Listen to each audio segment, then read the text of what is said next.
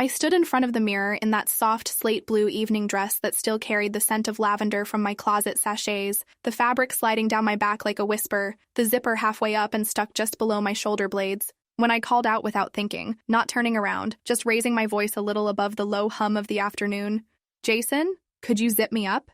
I didn't mean for it to be anything, I really didn't. It was just that my arms were never long enough, and I hadn't realized the dress had wrinkled so badly, and with everyone else running around like headless chickens, my mom panicking over table cards, the bride crying over her eyeliner, my husband out chasing down the florist's mistake.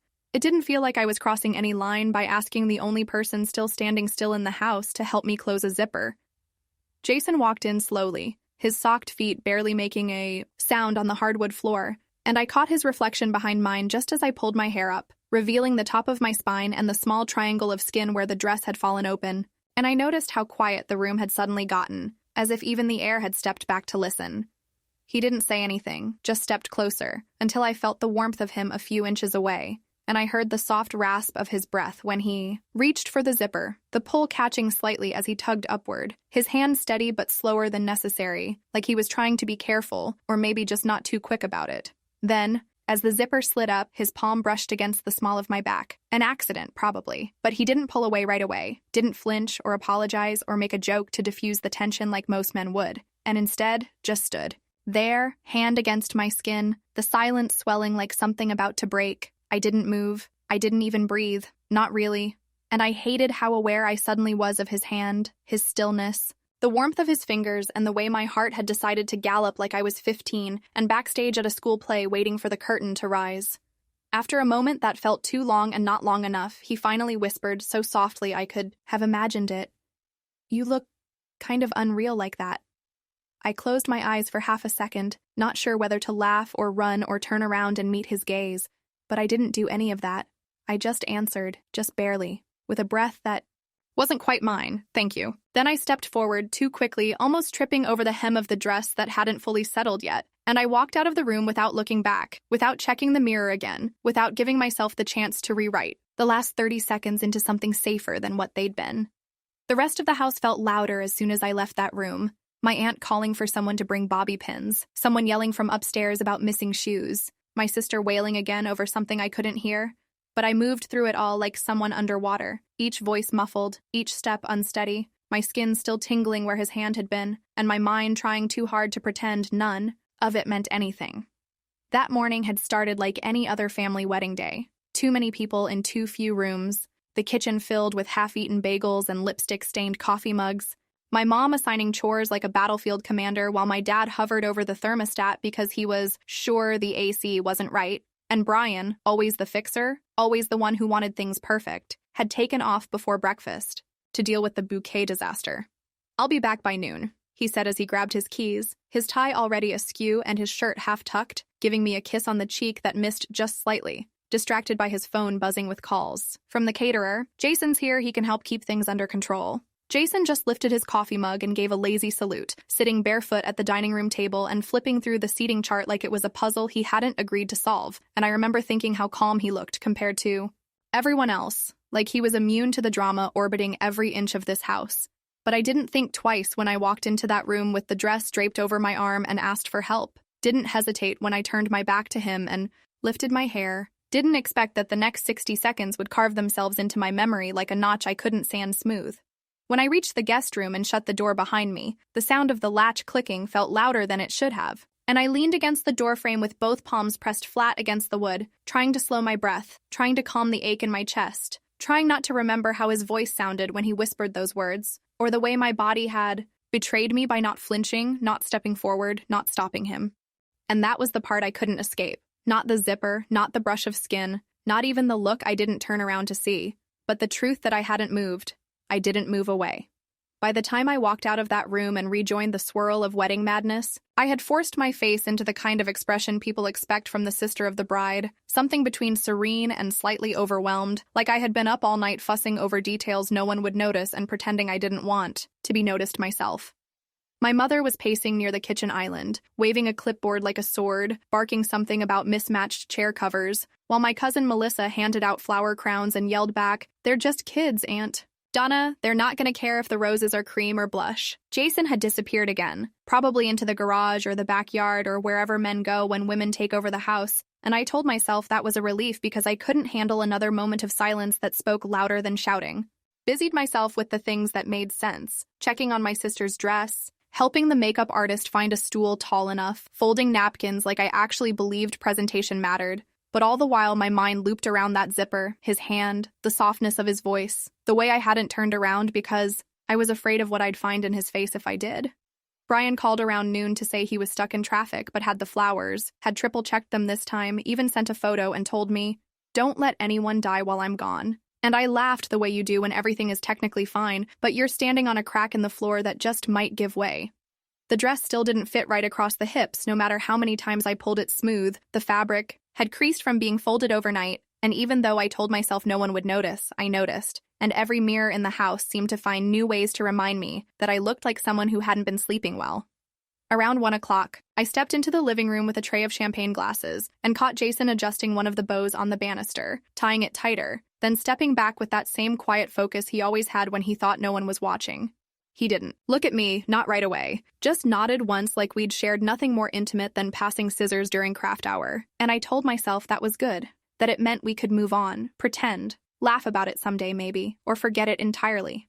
But when I passed behind him to set the tray on the table, my hand brushed his elbow, barely, and I felt him stiffen, like the contact meant something more than it should, and suddenly the room was too quiet again, even with the clinking glass and the laughter from the back porch where people were starting to gather. I didn't speak, didn't pause, just moved through the space like it didn't weigh 1,000 pounds, but I felt the pull of it, the gravity between us, like two magnets trying not to admit they were drawn together. Back in the hallway, I adjusted the neckline of my dress in the mirror above the console table, tugged at a strap that kept slipping, and tried not to notice how flushed my cheeks were or how tight my chest felt, like I'd been holding a breath I couldn't let out without shaking. And then it came again, his voice, not in real time but in my memory, that quiet, almost stunned whisper, "You look kind of unreal like that." And my own reply, whispered back like it was a sin to speak it louder. "Thank you."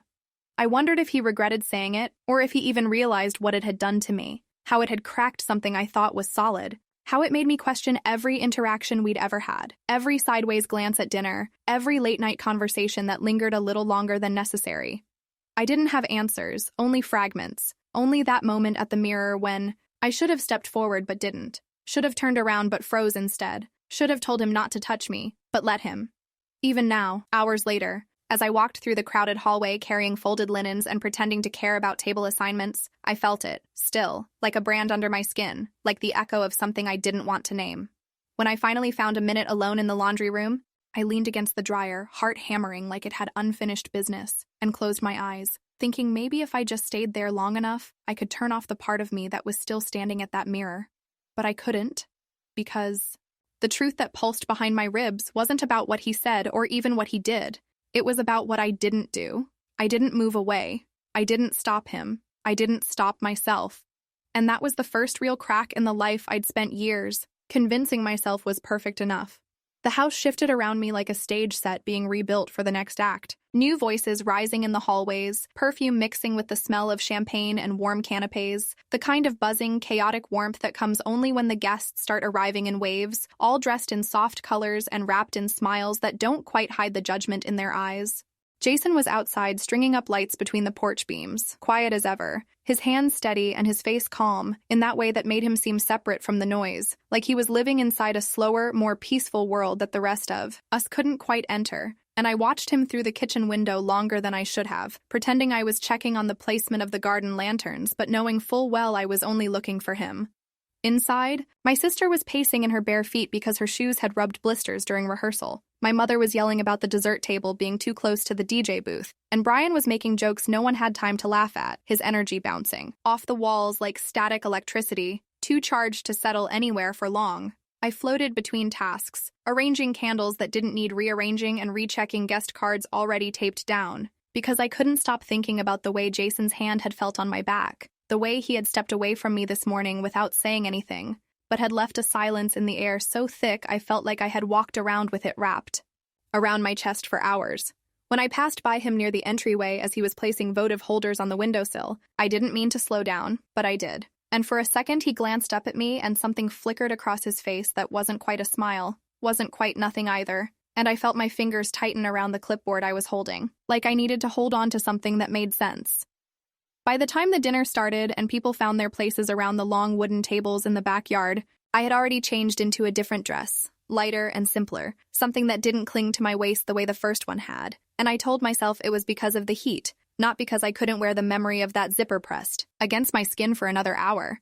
Jason sat down next to me like it was the most natural thing in the world, not asking if the seat was taken, not checking to see if anyone raised an eyebrow, and I didn't stop him because I didn't want to explain to anyone why it would have mattered. When I reached for my wine glass, our hands touched, just for a second. But his skin against mine felt like it echoed through my wrist and straight up my arm. And I froze, barely reacting except for the way my eyes darted toward his face, but he wasn't looking at me. Not yet, just straight ahead like someone counting down to something they didn't understand. A few minutes later, as the clinking of silverware settled into a quiet rhythm and laughter started to roll across the lawn like the first waves of dusk, Jason leaned slightly toward me, his voice low but not a whisper, just enough for me to hear. "You seem different today." And it wasn't teasing or accusatory, just observant, which somehow made it harder to answer. I didn't look at him right away, just kept my gaze on the flickering candles between us, then turned my head enough to respond in a voice that surprised me with its steadiness. "You've been watching too closely," and I meant it to sound dismissive, maybe even light, but the words hung there with too much weight for either of us to pretend they didn't belong. Brian stood at the other end of the table, laughing with someone from work, his hand on my shoulder every few minutes in that performative way he had. When people were watching, like affection should be timed and visible. And when he leaned in to kiss my cheek and ask if I was okay, I nodded, smiling like a woman who couldn't possibly be elsewhere in her mind while holding a glass of white wine in her hand. Jason didn't say anything, just kept eating slowly, every movement of his fork deliberate, and I wondered if he felt the same. Hum of tension vibrating in the quiet between words, the kind that makes every casual sentence feel like it's balancing on the edge of something neither of you are ready to name.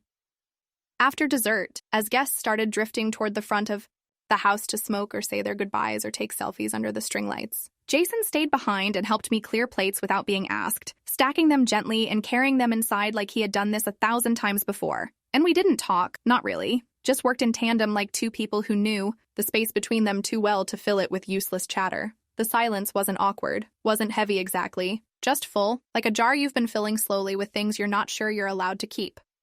When we finished clearing the last of the wine glasses and wiped down the counter in the now empty dining room, I reached for the towel that had fallen to the floor and straightened the table runner for no reason other than needing to keep my hands busy, because the air between us felt like it had thickened again, like we were standing inside something too quiet to be ignored. Jason leaned against the doorway with his arms crossed and his eyes following my movements, not in a way that made me nervous, but in a way that made me feel like I was being read without speaking, and I didn't know how to stand under that kind of gaze without folding, so I stayed in motion, folding napkins that didn't need folding, aligning forks already aligned, dusting off memories that refused to stay buried. I turned toward him eventually, because avoiding only stretched the moment thinner, and I said it like someone who wasn't entirely sure she had the right to bring it up.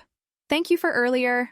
And I meant it for more than just the dishes, or the cleanup, or even the way he'd kept his distance all afternoon without really leaving. He didn't move from the doorframe, didn't look away, just tilted his head slightly and replied with a voice lower than it had been all day. "That wasn't just earlier." And those 4 words didn't feel casual, didn't feel like they came from someone trying to brush off a favor. They felt like a quiet admission, like he had been carrying something all day that he wasn't supposed to say out loud.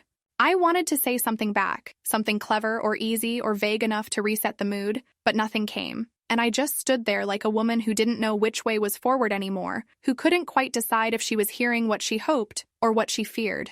Outside, laughter still floated in from the porch where a few guests lingered under the fairy lights, their voices softened by distance and alcohol and the kind of end-of-the-night glow that makes everything feel suspended in time. But inside the house, it felt like all the sounds had retreated, like the walls themselves were listening. We drifted into the hallway without meaning to, the kind of movement that doesn't feel like a decision, but just something that happens when neither person wants to be the one to walk away first, and I reached for the light switch instinctively, then stopped, because the dimness felt safer than brightness, like a half-lit corridor could keep things from becoming too real. He stood a few feet away from me, one shoulder leaning against the wall, his eyes not leaving mine, and I felt my breath come shorter than I liked, felt my pulse tap faster against my wrist, and I hated how familiar the tension had become, how it no longer felt foreign but something I was learning to anticipate.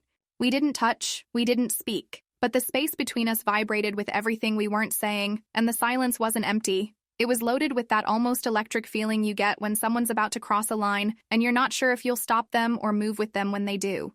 And then, just as my fingers curled slightly at my side like they were preparing for something I hadn't agreed to, I heard it, the unmistakable rhythm of footsteps, slow and heavy, coming from the direction of the garage door, and I recognized Brian's pace before I even registered what it meant. Jason heard it too.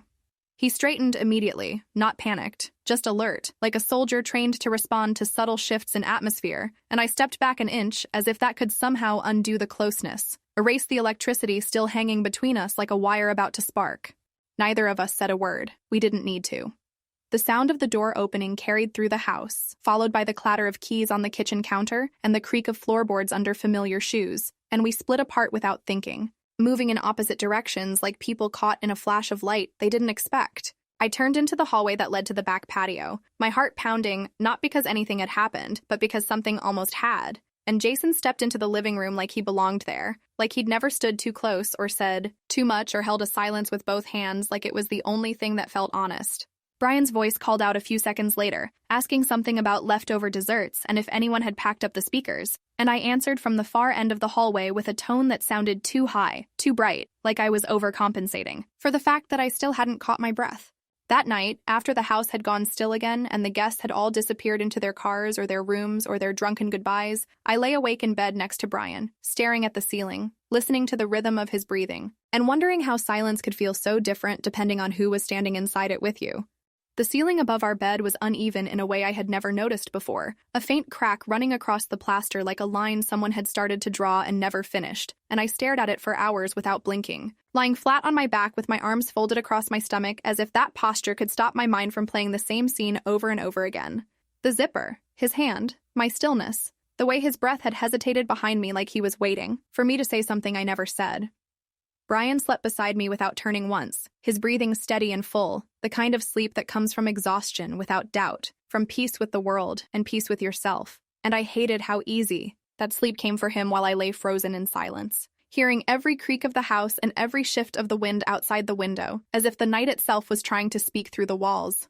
I turned my face to the side to look at the alarm clock glowing faintly on the nightstand, its numbers flickering from 3:24 to 3:25 as if time was taunting me with how slowly it was passing, and I thought about getting up, about walking downstairs just to feel my feet on the cold tile, to touch something that wasn't memory, to remind myself that the house was still the same even if something inside me had tilted off balance. But I stayed where I was until dawn broke with that pale gray light that slips in without warning, soft and quiet, like a sigh after too many unspoken words. And only then did I sit up, slowly, careful not to wake Brian, careful not to make a sound. That would bring the real world crashing back too soon.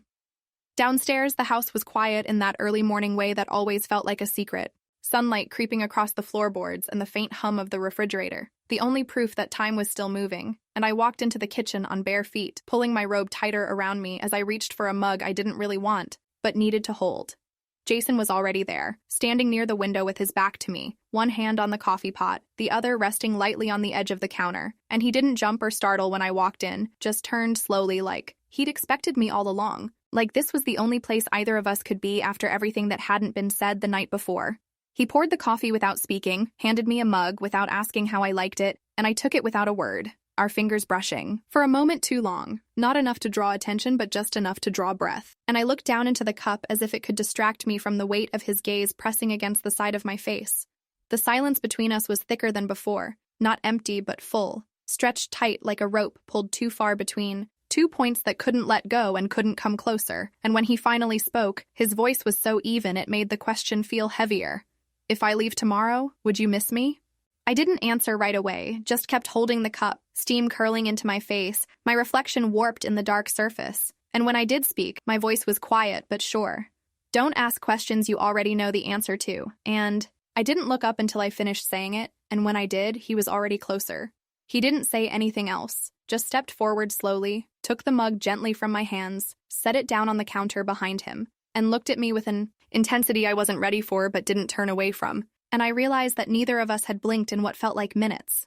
I don't know who moved first. I don't even know if it was conscious, but somehow I leaned in, or maybe he did, or maybe we both just stopped resisting gravity, and our lips met in a kiss that wasn't planned, wasn't practiced, just soft and hesitant, a question in the form of a touch. It lasted a second, maybe two, but when we pulled back, we didn't step away, didn't apologize, just stood there breathing the same air like it was the only thing keeping us both from falling apart, and then I reached for him again, slower this time, more certain, and the second kiss was deeper, longer, not rushed, not confused, just quiet, and full of something neither of us dared to name. When I pulled away, I didn't do it quickly, didn't pretend to fix my robe or step back into the safety of a smile. I just looked at him, my voice barely audible. We can't. And I meant it, but I didn't mean stop, not yet, not if it would erase what had just happened. He looked back at me calm and steady, and said with no hesitation, "You already did?" And it wasn't accusatory, it was just true, and the truth of it sat between us like something alive.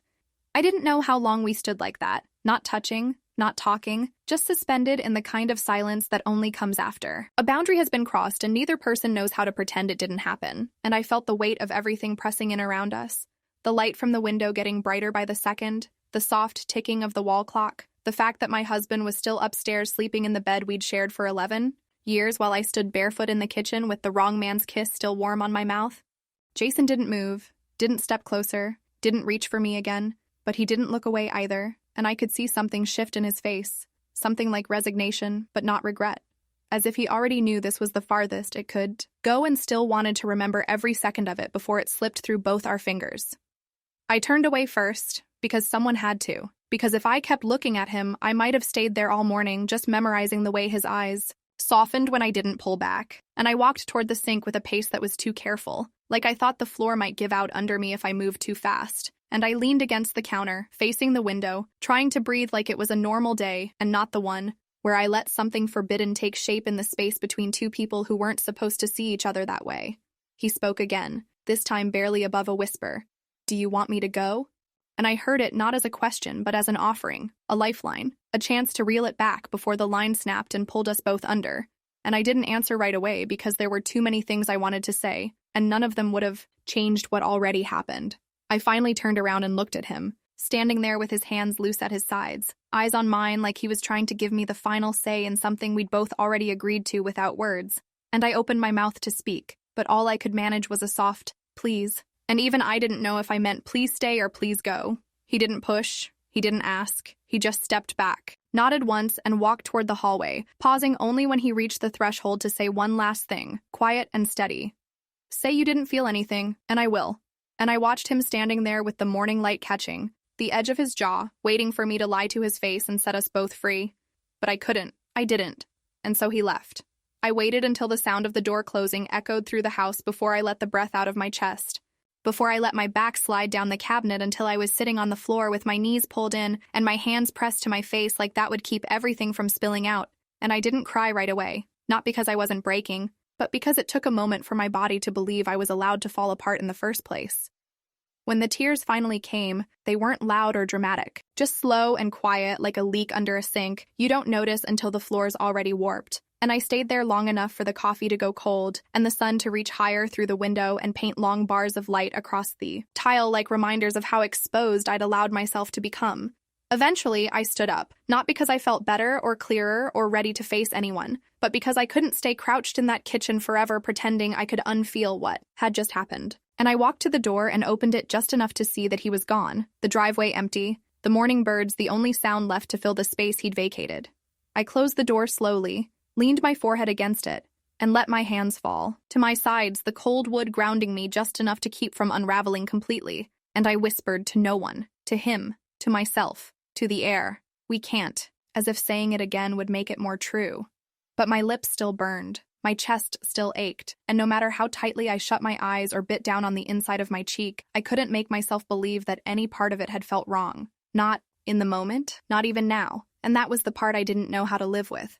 The morning air felt heavier than usual, like the house itself had absorbed all the things we hadn't said and now refused to let them go, and I moved through it carefully, avoiding the hallway where I knew he might be, avoiding the glances that could linger too long or carry too much. Wait, avoiding the kind of silence that doesn't leave room for anything else. And even though the house was buzzing again with the final wave of wedding chaos, my entire focus was trained on the one person I could not look at. Jason stayed out of my way as carefully as I stayed out of his, and we became ghosts haunting the same space, both present but never colliding, both alert to each other's movements without making them obvious. And the more we tried to disappear into tasks and background noise, the more obvious the tension between us became to me, even if no one else seemed to notice. Brian was the exact opposite. Loud, cheerful, full of jokes and small touches and big plans for the evening that he tossed out casually between conversations, like asking if we should take everyone out for drinks after the reception cleanup, or maybe do a backyard movie night with wine and leftover cake. And I smiled at the right moments, nodded in the right places, pretended not to notice the way. His arm curled around my waist in front of others like a punctuation mark he needed to use even if the sentence underneath had changed. Jason started packing around noon, methodically folding his things and laying them neatly into his suitcase like he'd done it 1,000 times before, and when I passed by the open door to the guest room and saw him placing his shoes beside each other with quiet precision, I felt something pull tight inside my chest. But I didn't stop, didn't speak, just kept walking like I hadn't noticed the way his shoulders lifted slightly when he knew I was nearby. Later, when I was refilling pitchers of lemonade and pretending to care about matching napkins, he came up behind me near the patio door and said, in a voice meant not to carry, "I'm heading out in the morning," and I nodded without turning around, my response too quick, too sharp, "Okay," and I hated how much it sounded like goodbye when we both knew it already was. The day blurred after that, full of smiles I didn't mean and conversations I couldn't remember, and I caught myself checking the door more times than I should have, hoping he'd already left, hoping he hadn't, and I didn't know which outcome would have made breathing easier. It was just after 8 when the house finally started to exhale, the guests trickling out with hugs and leftover cookies wrapped in napkins, the music turned down, the laughter fading into yawns and soft chatter by the front steps, and I stood in the kitchen rinsing glasses that no one had asked me to clean, just to keep my hands moving, when I heard his footsteps behind me. I turned slowly, not surprised, not ready, and there he was, holding his jacket in one hand and his overnight bag slung over his shoulder, standing in the archway with the same quiet stillness he always carried, like a question that didn't need to be asked. And I let the water run as I dried my fingers, then stepped around the island until we were face to face, and neither of us moved for a moment. He said nothing at first, just looked at me like he was memorizing something he didn't want to lose, and then he reached out slowly, not like he was asking, not like he was assuming, just offering, and I stood there frozen, not because I didn't want to respond, but because my body didn't trust me to make the right choice anymore. Then I leaned in, not because I planned to, not because it was smart, but because the idea of not leaning in felt impossible, and I wrapped my arms around him tighter than I meant to, held on longer than I should have, pressed my cheek against his shoulder and let my eyes close just for a second, and in that second it felt like the world disappeared under the weight of what we weren't supposed to feel. His voice came against my hair, quiet and rough, if we had met in another life. And I didn't lift my head, didn't loosen my grip, just answered without thinking, but we didn't. And the truth of it tasted bitter and permanent, like something carved into stone we had no power to smooth.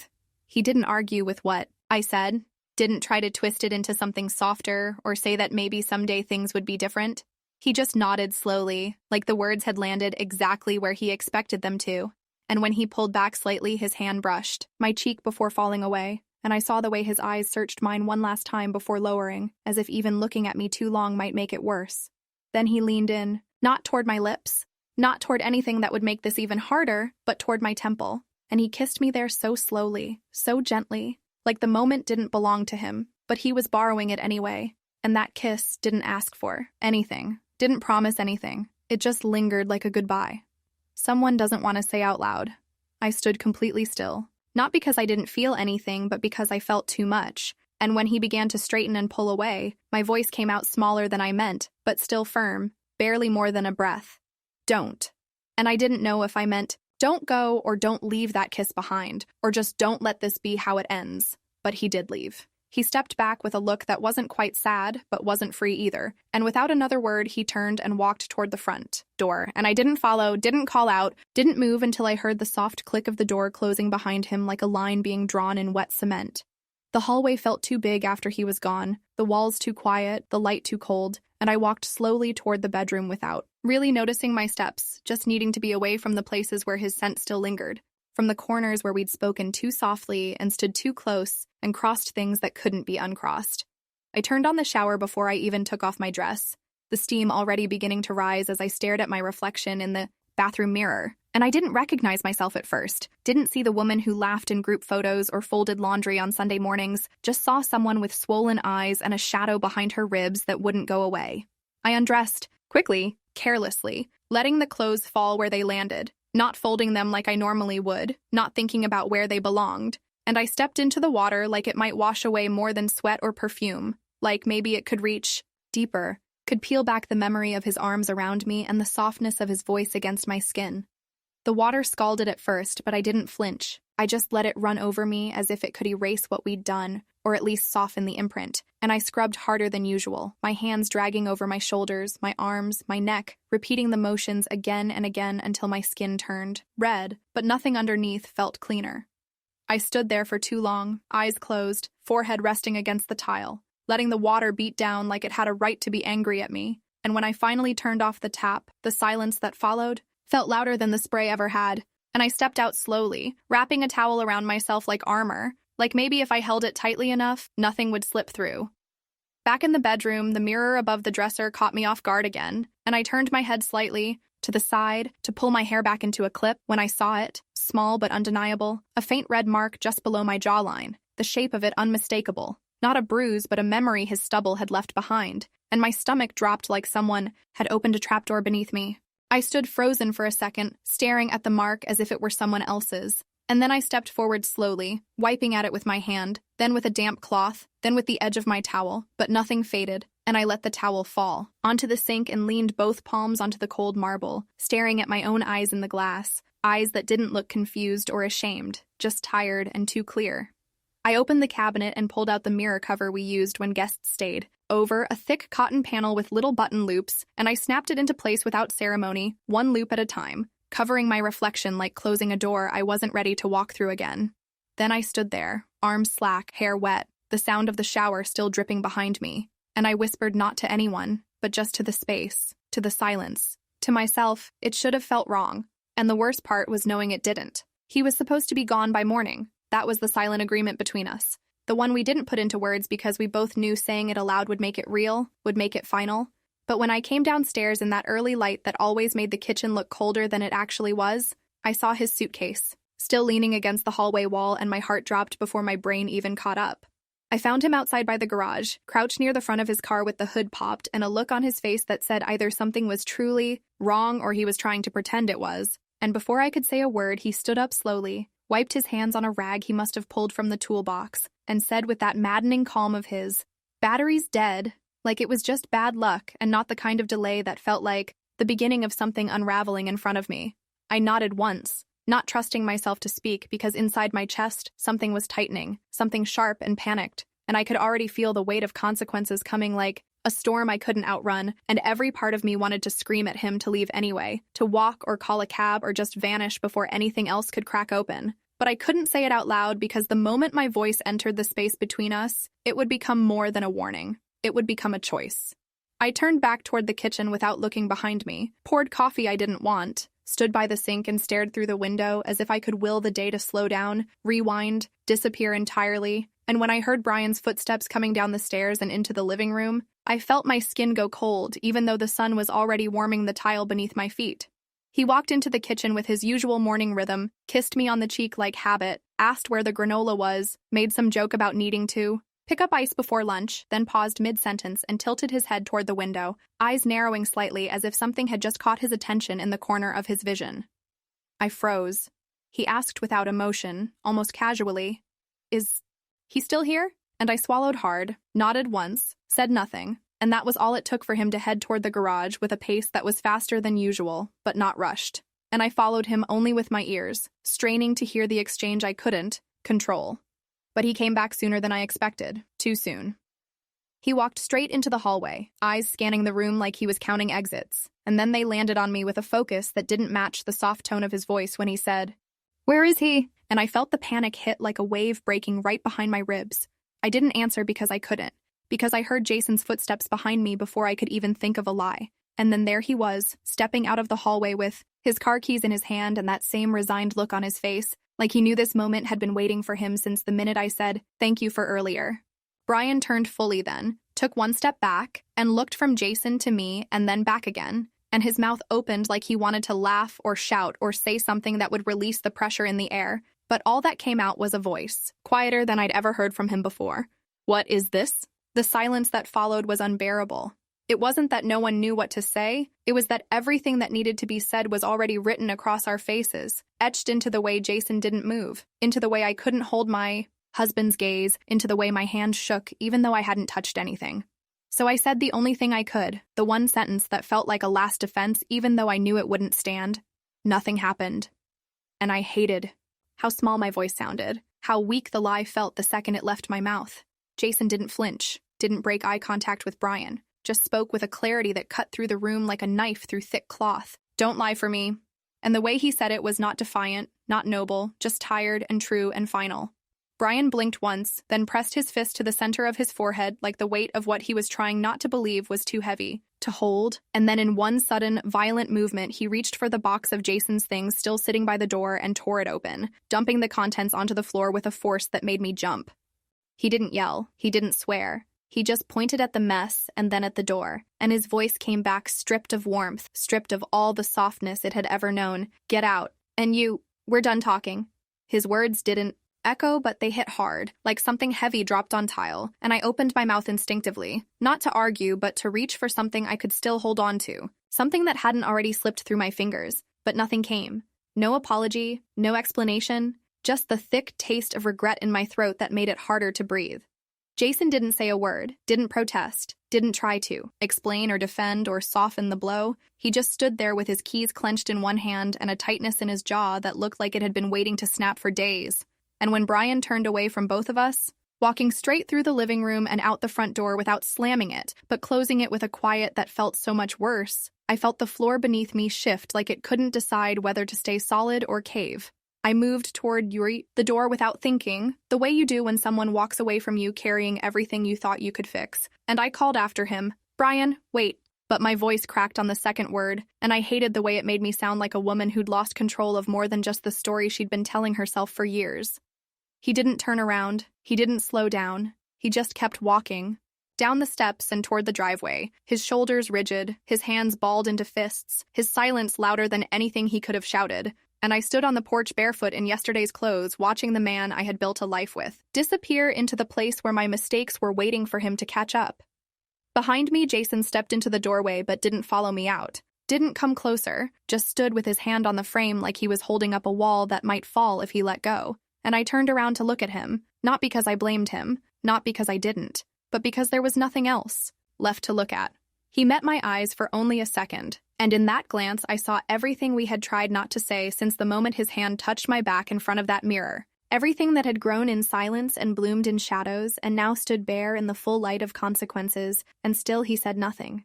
Then he turned, picked up his bag slowly, bent to gather the rest of his things from the floor where they had spilled, one item at a time, folding a shirt, slipping a book into his bag, collecting a phone charger like it mattered, like the normalcy of packing could cover the damage that was already done.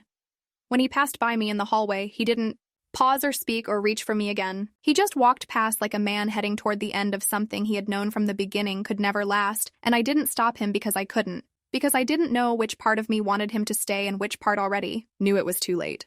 The front door opened again, and this time it closed gently. No weight behind it, no final slam, just a soft click that sounded like the sealing of a fate I hadn't realized I was choosing. And when I turned back toward the living room, everything looked exactly the same but felt entirely different. The floor was still covered in Jason's scattered things, half packed, half forgotten, and in the middle of it all were the photographs. Loose, out of their album, some face down, some bent at the corners, and I sank to my knees without even knowing I'd moved, reaching out with shaking hands to collect what was left of the moments that used to feel like proof of something unshakable. There was one photo that stopped me cold, one I hadn't remembered until I saw it again, there on the hardwood between a sock and a rolled-up belt, Brian and I standing outside the church after our wedding, surrounded by laughter and rice in the air and too much happiness to measure. And between us, not quite centered but unmistakable, Jason's hand holding mine, not in a way that meant anything then, not in a way that anyone would have noticed, but now it looked like foreshadowing, like the kind of detail you only understand when it's already too late. I held that photo in both hands, my fingers trembling, the corners soft from age and handling. And I stared at it like it could speak, like it could answer the questions I hadn't even known I was asking all these years. And I didn't cry, not yet, but my throat burned with the pressure of everything I hadn't said when I still had time. The house was silent again, not the peaceful kind of silence that fills a room after a celebration, but the hollow kind that settles after an impact, when dust is still in the air and nothing's been swept up yet, and I sat there on the floor in the middle of the mess, holding that one picture like it might still matter, like maybe it could tell me where I went. Wrong, but the truth was I already knew. A week passed, not with days marked by sunrises or meals or appointments, but with hours that bled into one another like spilled ink across paper, shapeless and permanent, and every morning I woke up hoping I had dreamed it all, only to be met by the same too quiet house and the same space beside me in bed that Brian used to fill with his snoring and warmth and the restless shifting he always claimed not to notice. He was staying at a hotel across town, not one of the expensive ones he used for business trips or birthdays, just one of those places near the highway with beige walls and predictable vending machines, the kind of place that didn't expect anything from its guests, and I knew this not because he told me, but because I drove past it once by accident and saw his car parked out front like a sentence I didn't want to finish reading. I had called him every day, sometimes twice, sometimes just to hear the ring before it cut to voicemail, and I left messages at first, long and stammering and filled with pauses where apologies didn't know how to form, but by the third day I stopped trying to explain and started just saying his name, as if maybe that alone would be enough to make him pick up. He never did. Our shared bank account was frozen by the end of that week, a notification arriving in my inbox that simply read, "Access restricted by secondary user," and I stared at the screen for a full minute before realizing what it meant, that he had called the bank before he ever called me back, that he had chosen to lock the numbers before unlocking even a second of conversation. I called my mother on the fifth night because I needed someone to tell me this wasn't the end of the world, because I needed the voice of a woman who had seen worse and survived it. But when she picked up and I told her what had happened, there was no comfort, no rescue, only the brittle truth of her words landing like glass on concrete. "You didn't just break your vows, Grace. You broke the trust that made them worth keeping." I wanted to scream, to beg her to remember that I was still her daughter, still the same person who used to sleep in the bed at the end of her hallway and cry over bruised knees and boys who didn't call back, but I didn't, because I knew she wouldn't hear me, not now, not with everything I had shattered lying in pieces too sharp to pick up. Jason sent one message, short and sudden and timed exactly 5 days after he left.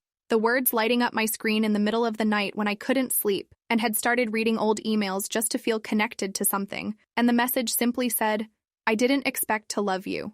Nothing else, no hello, no signature, no plea for a reply, and I stared at it until the letters blurred and my finger hovered over the keyboard without pressing a single thing. I didn't answer.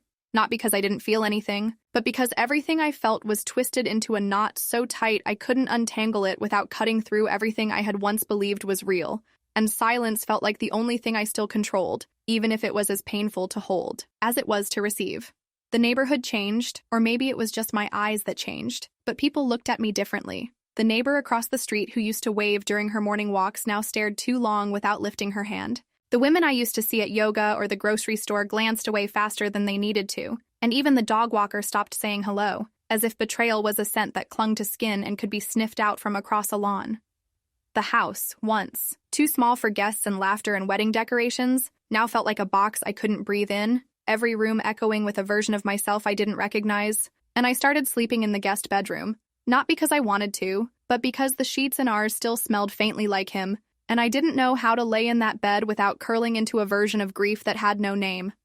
When Brian came back, it wasn't for me. It was for his things, and I knew it the moment I saw him through the window, walking toward the porch with that same careful determination he used when he was carrying something valuable. Only this time, it was his dignity, and I wasn't allowed to touch it.